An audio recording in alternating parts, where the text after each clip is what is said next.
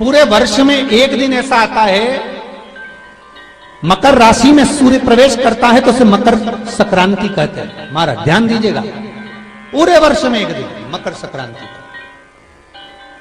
हमारे हिंदू धर्म में ये दिन है, हमारे हिंदू धर्म में जो ये दिन है। अच्छा, कई लोग कहते हैं कि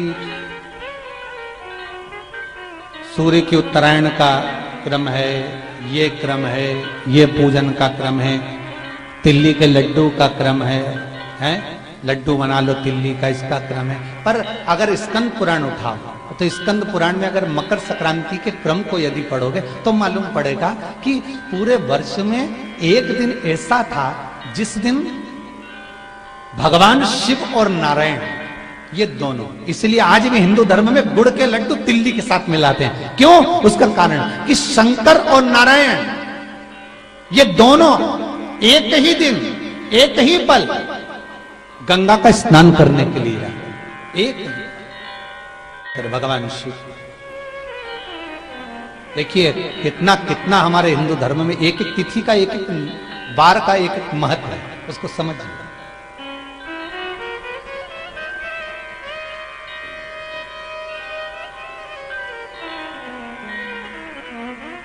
माता लक्ष्मी,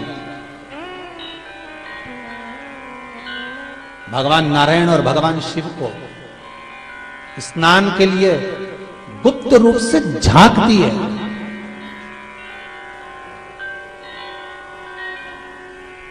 तो भगवान विष्णु ने तिरछी दृष्टि में माता लक्ष्मी को देखा, तिरछी दृष्टि।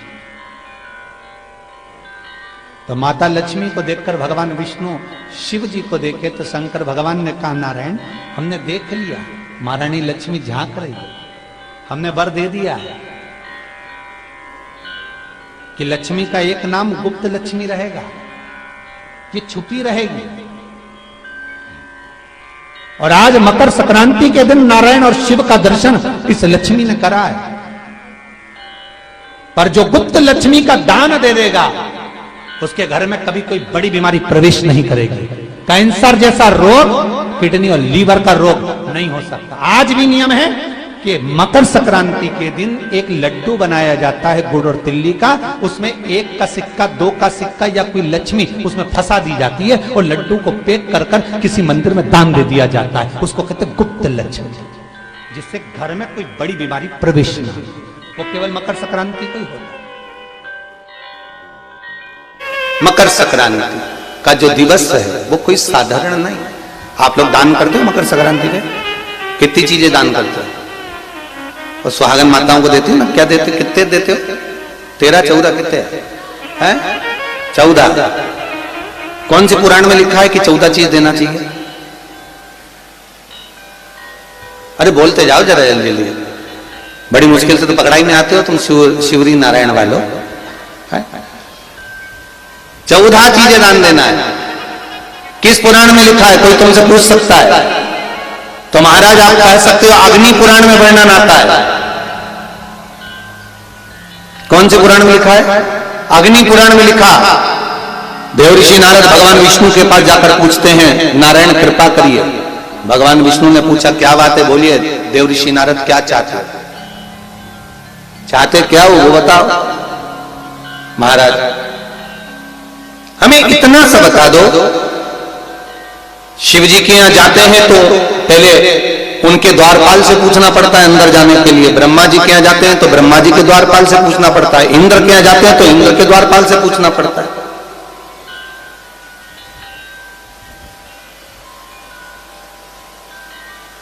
हम जितनी भी जगह जाते हैं तो कोई ना कोई द्वारपाल से हमें पूछना पड़ता है अंदर जाने के।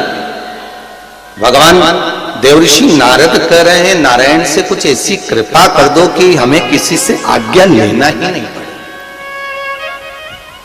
भगवान विष्णु तो उनकी बात को बस थोड़ा सा सुने और अंदर चले गए। नारद जी को लगा हमारा तो कोई जवाब ही नहीं दिया। नारद जी वहीं पर टिक गए, खड़े रहे, नाम जाप करते। विष्णु वापिस आए और देवऋषि नारद से कहा एक काम करो, जब सूर्य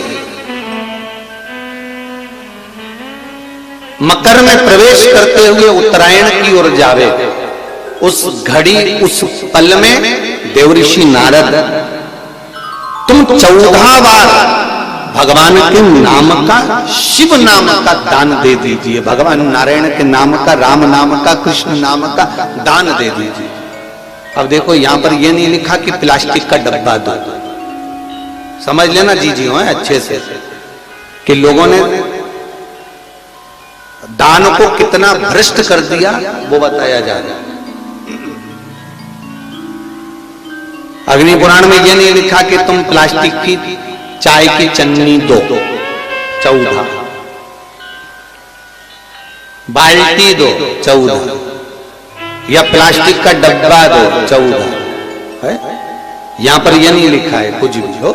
यहां क्या लिखा अग्नि पुराण में कि मकर संक्रांति के दिन जब सूर्य उत्तरायण भाव में प्रवेश करे, मकर में जावे, उस समय पर देवऋषि नारद तुम्हारे मुख से अगर 14 बार भगवान के नाम का दान 14 जीवों को दे आओगे तो किसी भी देवता के पास जाओगे, तुम्हें परमिशन की जरूरत नहीं पड़ेगी, तुम डायरेक्ट प्रवेश कर जाओगे, डायरेक्ट। अब तुमको अगर वैकुंठ में डायरेक्ट प्रवेश करना हो तो बिना पूछे, तो उसके लिए कहा ही मकर संक्रांति पे दान दो। तो किस चीज का दान देना है महाराज? प्लास्टिक का डब्बा नहीं, बाल्टी नहीं, चन्नी नहीं, फिर किस चीज का दान? तो कहा अगर देवर्षि नारद आप दान दे रहे हो तो 14 नाम का दान दीजिए, 14 जीवों को नाम का दान दे दो, भगवान के नाम का भजन करो। और अगर संसार के लोग दान दे तो किस चीज का? तो के अन्न से बड़ा कोई दान, अन्न से बड़ा कोई दान नहीं। आपको अगर ऐसा महसूस होता है कि किसी ने आपकी दुकान पर बंधन कर दिया, आपका व्यापार बांध दिया, 4 दिन दुकान अच्छी चल रही है और 4 दिन बंद हो रही है, तो महाराज सूर्य का उत्तरायण जो प्रवेश है मकर के अंतर्गत, वो दोपहर में लगभग 2:30 बजे के करीब में आएगा, 2:30 से 3 के करीब में आएगा। तो निवेदन करूंगा मैं आपको ऐसा लगता है कि आपका व्यापार 4 दिन अच्छा चल रहा है, फिर गिर रहा है, फिर चल रहा है, फिर नीचे आ रहा है, तो जब मकर राशि के भीतर सूर्य प्रवेश करेगा 2:30 के लगभग में आएगा, शायद दोपहर में 2:30-3 बजे के करीब में प्रवेश करेगा, तो आपको ऐसा लगे या किसी की तबियत थोड़े दिन अच्छी हो रही है, फिर गिर रहा है, फिर अच्छी हो रही है, फिर बेकार हो रही है, फिर अच्छी हो रही है, फिर बेकार हो रही, दवाई खा रहे हो नहीं लग रही, तो आप जब मकर राशि में सूर्य प्रवेश करे, कल मकर संक्रांति के दिन उत्तरायण जब सूर्य के भाव प्रवेश करे महाराज, दोपहर में 2:30-3 बजे के करीब में प्रवेश कर जाएगा, इतनी बजे, तो प्रयास करना थोड़ी सी काली तिल्ली लेना महाराज जी, उसमें एक बमूल का कांटा लेना, काली तिल, बमूल का कांटा, और किसी भी वृक्ष की 5 पत्तियां लेना महाराज, उसको लेकर अपने दुकान में, व्यापार में, या जिसको औषधि ना लग रही हो, जिसका स्वास्थ्य गड़बड़ हो रहा हमारा, उसका स्पर्श कराकर या 21 बार उस पर से उतार कर, और उतारना क्या नाम लेकर है? अवधूतेश्वर महादेव। कौन सा महादेव है? जम के बोलो जरा, अवधूतेश्वर महादेव। शिव जी का एक अवतार हुआ था, अवधूत रूप शंकर का। शंकर भगवान के उस क्रोध को, भगवान शिव के उस क्रोध को ब्रह्मा जी ने घोड़े का रूप दे दिया था और घोड़े को समुद्र में डाल दिया था, उस घोड़े से जलंधर हुआ था, फिर जलंधर का विवाह ब्रह्मा से हुआ था। अर्थात शास्त्र कहता है कि अवधूतेश्वर महादेव का जो रूप है वो रोग का निवारण करने के लिए, व्यापार की वृद्धि को आगे बढ़ाने के लिए। आप लोगों ने कहीं कहीं देखा होगा, किसी किसी के ऑफिस में देखा होगा कि वास्तु शास्त्री कहते हैं कि दौड़ते हुए घोड़े का फोटा लगाओ। सुना है कि नहीं सुना? अरे बोलो तो सुना है कि नहीं सुना? किसी वास्तु वाले के पास जाओगे ना तो वो कहेगा तुम्हारा ऑफिस अच्छा नहीं चल रहा ना, तो दौड़ते हुए घोड़े का फोटो लगाओ। जो घोड़े 4-5 घोड़े दौड़ रहे हैं उनका फोटो लगा। क्यों कहते हैं? उसका कारण क्या है? वास्तुशास्त्री ऐसा क्यों बताते हैं कि दौड़ते हुए घोड़े का फोटो? उसका शास्त्र प्रमाण शिव महापुराण करती है महाराज कि शिव का एक रूप अवधूतेश्वर, जिसको ब्रह्मा जी ने घोड़े का रूप दे दिया और घोड़े का रूप देकर उसको समुद्र में डाल दिया, जिससे जलंधर की उत्पत्ति हुई। तो अगर मान लो, अगर प्रॉब्लम चल रही है, व्यापार में दिक्कत आ रही है, व्यवसाय में तकलीफ आ रही है, या किसी न किसी रूप में कोई ना कोई कष्ट आपको लग रहा है, तो अवधूतेश्वर महादेव का नाम लेकर काली तिल्ली वृक्ष की पत्ती और एक बमूल का कांटा लेकर, और आप दुकान में से उतार लो चाहे शरीर पर से उतार लो, उसको ले जाकर किसी भी चौराहे पर उसको पटक दीजिए। चौरास्ते पर नहीं डाल सकते तो बहते हुए पानी में डाल दीजिए, बहता हुआ पानी ना मिले तो पीपल के वृक्ष के नीचे डाल दीजिए, पर उसको मकर राशि के प्रविष्ट भाव में ही डालना।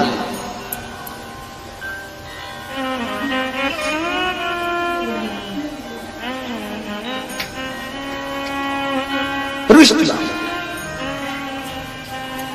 हमारे हिंदू धर्म में जितने भी त्योहार आते हैं ना, ये त्योहार कोई साधारण नहीं होते। हमारे हिंदू धर्म में जितने भी त्योहार हैं, ये कुछ ना कुछ हमें सुख का भान कराते। एक भी त्योहार ऐसा नहीं है हिंदू धर्म का जो कि खाली जाए, बस हम उससे दूर रहते हैं, हमें आता नहीं है, बस एक साधारण भाव में हमने त्योहार मना लिया, पर उसका महत्व हम समझें, उसको जाने कि उसकी महत्वता क्या।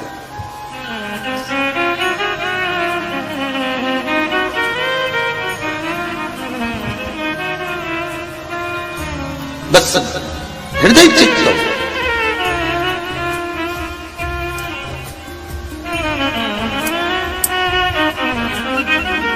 कोई किसी व्यक्ति ने मालूम पड़े कोई भूमि पर कब्जा कर लिया और नहीं छोड़ रहे, तो उसके लिए भी कल का दिन बड़ा महत्वपूर्ण है महाराज। उसके लिए भी कल का दिवस बड़ा महत्वपूर्ण है महाराज। मान लो अगर कोई कब्जा कर लिया हो और वो प्लाट या कोई दुकान कोई व्यापार की स्थान नहीं छोड़ रहा, तो उसके लिए भी कल का दिन शास्त्र कहता है महाराज जी, शमी पत्र की 5 पत्तियां। कितनी पत्तियां लेना है? 5।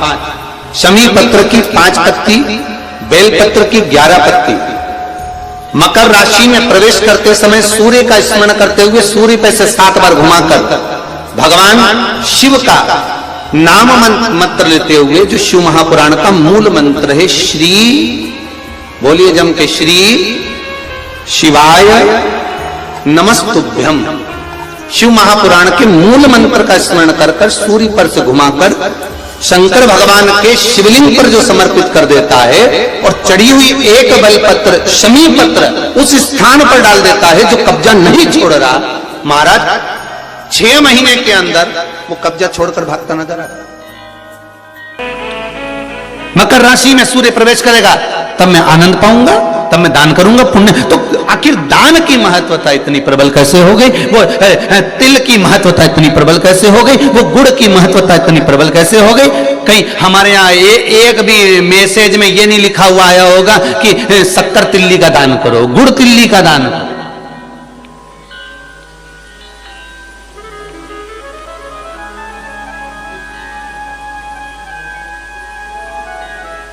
ज्योतिष के हिसाब से तिल शनि है और गुड़ सूर्य है। ज्योतिष के हिसाब से तिल शनि है और गुड़ सूर्य है। कोई साधारण सा भाव नहीं प्रगटा है महाराज जी। इस मकर संक्रांति पर केवल लोगों ने कह दिया कि पतंग उड़ा लो, और कितनी अच्छी बात है, हिंदू धर्म में कम से कम एक दिन दिया उड़ा लो, जितनी मैंने उड़ाओ, पर एक ही दिन उड़ाना रहे और एक ही दिन काटना। बाकी के दिनों में ना तो किसी के बारे में उड़ाना और ना किसी की काटना।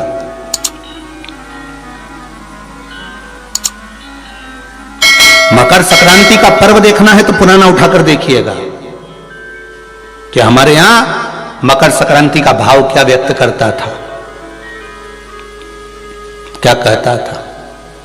ना तो किसी के बारे में उड़ाओ और ना काटो। किसी की बहन बेटी जा रही है उसकी उड़ा दी, कोई का लड़का है तो उसकी उड़ा दी, कोई की सास है तो उसकी, कोई का ससुरा है तो उसकी, कोई गुरु है तो उसकी, कोई ब्राह्मण है तो उसकी, कोई बड़े से बड़ा मठाधीश पीठाधीश संत महात्मा जोगी सन्यासी तपस्वी जिसको तुम जानते तक नहीं, किसी की बहू बेटी को तुम पहचानते तक नहीं, किसी व्यक्ति को तुम पहचानते तक नहीं, एक बार नहीं मिले, बस एक व्यक्ति ने उड़ाई तो इन्हें भी ढील दे के उड़ाई।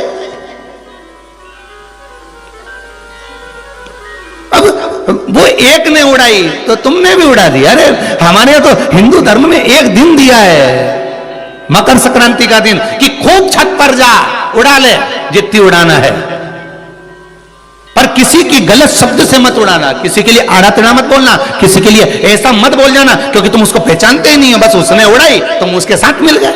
दे ढील, सर्किल तो तुम ही पकड़े थे। उड़ाए जा उड़ाए जा उड़ाए जा। उन्हें उसकी बेटी के लिए कुछ कहा, 4 लोगों ने मिलकर और कह दिया, 5 लोगों ने मिलकर और कह दिया। किसी के बहू के लिए कहा, एक ने कहा, दूसरे ने फिर कह दिया, 4 ने मिलकर फिर कह दिया। किसी के बेटे के लिए कहा, किसी गुरु के लिए कहा, किसी ब्राह्मण के लिए कहा, किसी संत के लिए कहा, किसी साधु के लिए कहा। किसी ने एक संत पर उंगली उठाई, सबने उड़ाना चालू कर दिया। किसी ने एक गुरुजन पर उंगली उठाई, सबने उड़ाकर चालू कर दिया। हम उड़ा रहे, ना तो जानते, ना पहचानते, ना देखा, ना भाला, ना कभी उससे मिले, ना जाने, बस उसने उड़ाई थी और तुमने जरखिल से ढील देकर उड़ाना चालू कर दिया।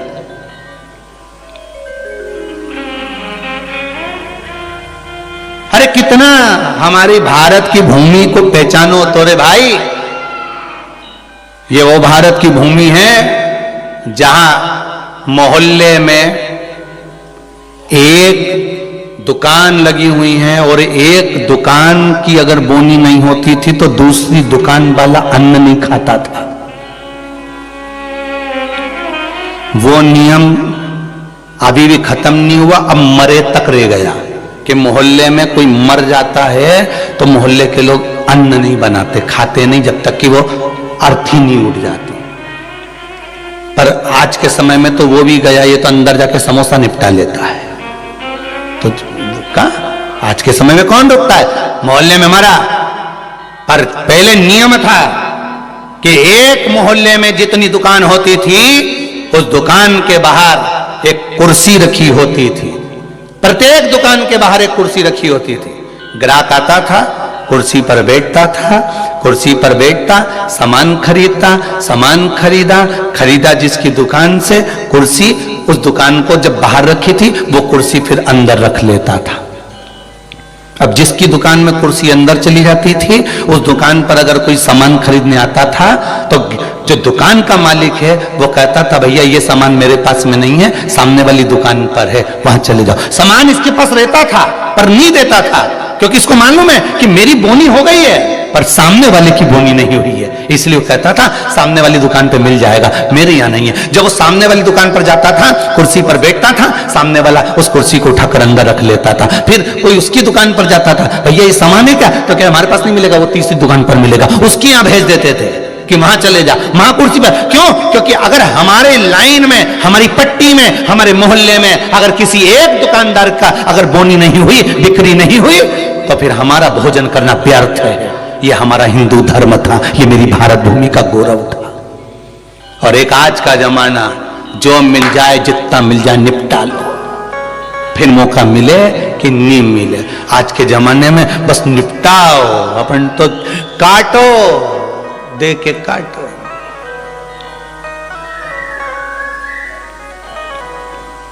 अरे भगवान से भी कहना, पतंग उड़े आकाश माने, डोर थारा हाथ मां, ओ वल्लभ मारी पतंग ऊंची राख जो।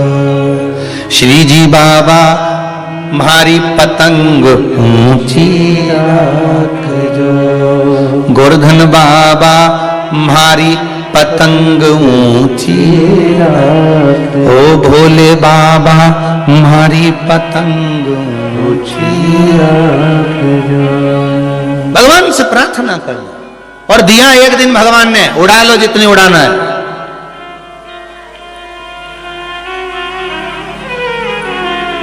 उड़ा लो।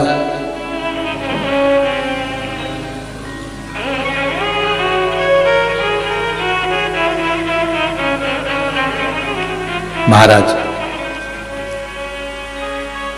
ज्योतिष में तिल को शनि और गुड़ को जम के बोलो जरा सूर्य कहा गया। दोनों बाप और बेटे का मिलन करवाया क्योंकि इन दोनों की बनती नहीं थी। शनि की सूर्य से ना बने, सूर्य देव की शनि देव से ना बने, दोनों का मिलन है, दोनों का मिलन। महाराज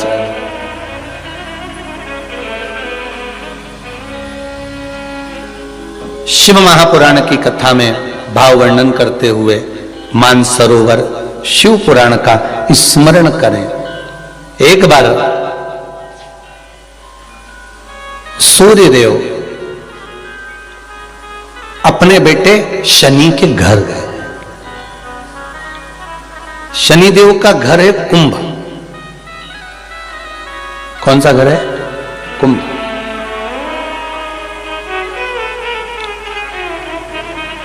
एक सरल भाषा में लेना,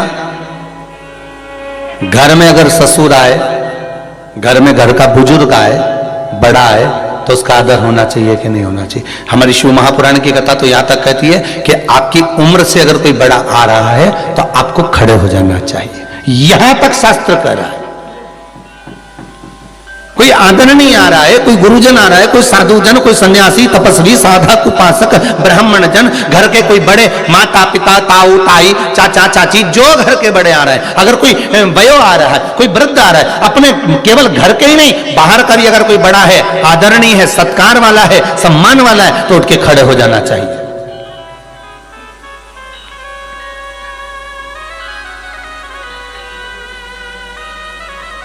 पर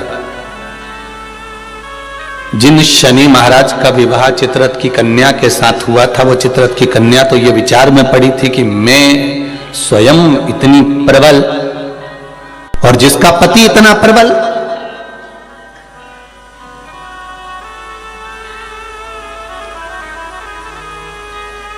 जीवन में कभी अहंकार मत करना। एक बात बहुत बहुत ध्यान रखना साहब, ये जो क्रम है ना, बाहर बहुत प्रसन्न नजर आते हैं, वो भीतर से बहुत रोए हुए होते हैं।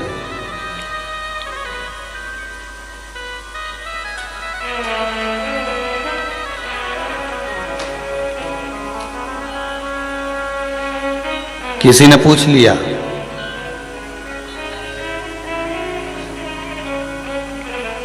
एक बात तो बताओ गुरुजी कि ये शनि महाराज इतना गुस्सा क्यों करते हैं?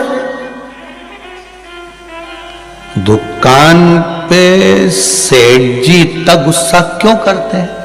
रोज करते हैं क्या? जम के तो बोलो, रोज करते हैं सेठ जी दुकान पे गुस्सा? जितने लोग आस्था पर कथा सुन रहे हो, मोबाइल पर सुन रहे हो, बड़े ध्यान से सुनना।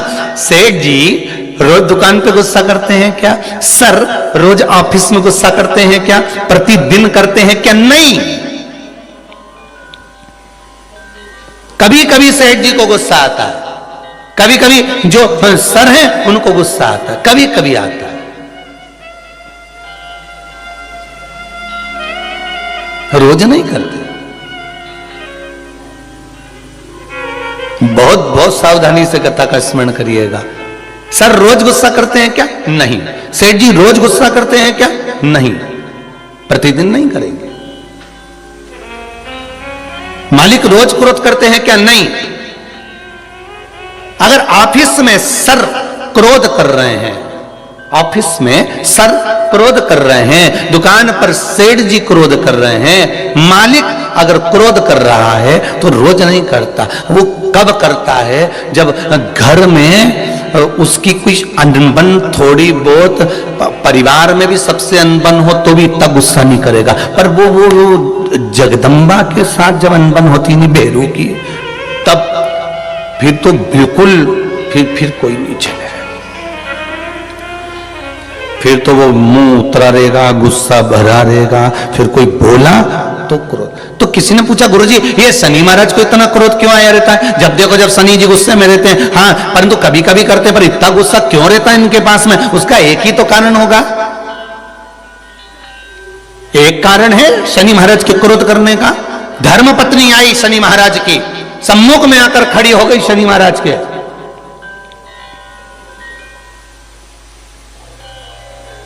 और अपने कार्य में शनि महाराज लगे रहे। माना आप व्हाट्सएप चलाओ, पर घरवाली खड़ी है तो थोड़ा सावधानी से एक बार मुंह से बात तो कर लो। तुम्हें YouTube चलाना है, फेसबुक चलाना है, इंस्टाग्राम चलाना है, व्हाट्सएप चलाओ, लैपटॉप चलाना है, फोन जो कुछ करना करो, पर जो आई है चाय लेकर बात करने के लिए 2 मिनट, उसने भी तो अपना मोबाइल रख के आई ना, चाय बना के लाई ना, और 2 कप लाई इसलिए लाई कि अपन दोनों बैठ के बात करेंगे। तो शनि महाराज जी की धर्म पत्नी भी ये सोच के आई थी कि मेरे प्रभु के पास में बैठकर मैं थोड़ी चर्चा करूं, मैं थोड़ी बात करूं, पर ये तो देखे ही नहीं लगा। आ गया क्रोध, और क्रोध में बस खड़ी होकर बोल दी, मेरा श्राप है स्वामी तुमको। अब देखिए जरा शनि महाराज की पत्नी, मेरा श्राप है स्वामी तुमको, तुम मुझे नहीं देखे हो, अपने कार्य में लगे हो, मैं श्राप देती हूं, तुम जिस पर दृष्टि दोगे वो जलकर भस्म हो जाएगा। बहुत अच्छे थे शनि महाराज, ऐसा नहीं है, थे अच्छे, परंतु ये जगदंबा के कारण गुस्सा आ गया बस, और श्राप मिला जिस पे दृष्टि दोगे, बस शनि महाराज ने भी सोच लिया अब क्या करूं, श्राप लग गया। भगवान शनि महाराज भी विचार करे कि अब किसी को भी देखूंगा, तो इसलिए शनि महाराज की दृष्टि नीचे रहती है, सामने कभी नहीं रहती। शनि मंदिरों में जितने भी शनि मंदिर हैं, आप सारे शनि मंदिरों में जाकर दर्शन करोगे तो शनि महाराज की दृष्टि सामने है, पर शास्त्र कहता है शनि महाराज ने दृष्टि अपने ऊपर नहीं रखी, नीचे की ओर रखी है, नीचे झुकाकर।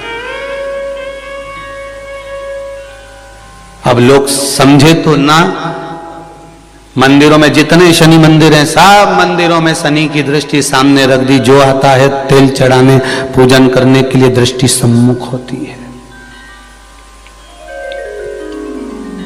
शनि महाराज ने अपनी दृष्टि नीचे रखी है। शनि महाराज दृष्टि कब उठाते? जब किसी को नष्ट करना हो। तुम जिस पर दृष्टि डालोगे वो जलकर भस्म हो जाएगा, ये शनि महाराज की धर्म पत्नी ने कहा है। और आज शनि महाराज जी की धर्म पत्नी जिस घर में निवास कर रही हैं, शनि महाराज जिस घर में निवास कर रहे हैं, उस मकान का नाम क्या है? अभी बताया था, क्या नाम था? कुंभ। अपने भी मकान का नाम होता है ना, कोई में पितृ कृपा लिख देता है, कोई गुरु कृपा लिख देता है, कोई देव कृपा लिख देता है, कोई लक्ष्मी कृपा लिख देता है, कोई अपने पिताजी का नाम से लिख देता है। मकान का नाम लोग रख देते हैं, हमारे मकान का नाम। तो शनि महाराज के घर का नाम था कुंभ। उस कुंभ मकान में शनि महाराज रह रहे थे, पिताजी का आगमन हो गया। बहुत ध्यान से सुनना, है मकर संक्रांति की कथा है। पहले मिली कि नहीं मिली वो हम नहीं जानते, पर मकर संक्रांति का भाव को जान लीजिए महाराज, कि क्यों महत्व है दान का, गुड़ और तिल्ली का, क्यों महत्व है सूर्य नारायण के पूजन का।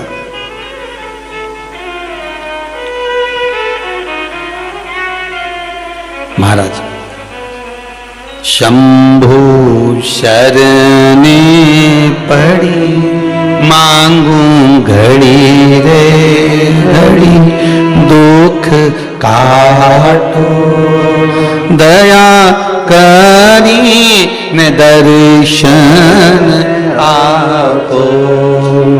हे शिव करुणा सागर भगवान ओघड़दानी त्रिकालदर्शी शंकर की कथा कर रही है। भगवान सूर्य नारायण का प्रवेश हुआ कुंभ में, घर में प्रवेश करा। जैसे ही प्रवेश करा, शनि महाराज तो उठ खड़े हुए, पर बहू खड़ी नहीं। घर का अगर कोई बड़ा आए, आदरणीय आए, सम्माननीय आए, तो उसको आदर देना चाहिए, सत्कार करो।